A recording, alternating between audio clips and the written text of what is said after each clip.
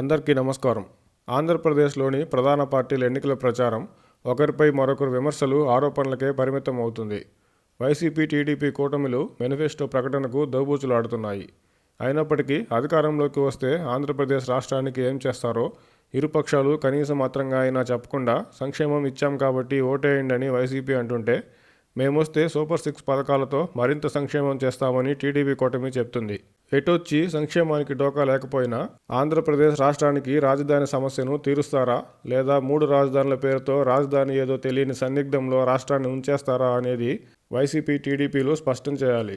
ఆంధ్రప్రదేశ్లో ఆర్బీఐ కార్యాలయం ఏర్పాటుకు రాష్ట్ర రాజధాని ఏదో స్పష్టత లేదని ఆర్బీఐ చెప్పిన తర్వాత అయినా ఇరుపక్షాలు రాజధాని అంశంలో ప్రజలను మోసం చేయడం ఈ ఎన్నికతో అయినా ఆపాలి. ఎన్నికల ప్రచారంలో పోలవరం ప్రాజెక్టు భవితవ్యంపై ఇరు పార్టీలు నిమ్మకు నీరెత్తినట్లు మౌనంగా ఉండడం ఆంధ్రప్రదేశ్ ప్రజలను మోసం చేయడమే అవుతుంది. అధికారంలోకి వస్తే వచ్చే 5 ఏళ్లలో అయినా పోలవరం ప్రాజెక్టు నిర్మాణాన్ని పూర్తి చేస్తారా లేదా అనేది ప్రజలకు స్పష్టం చేయాలి.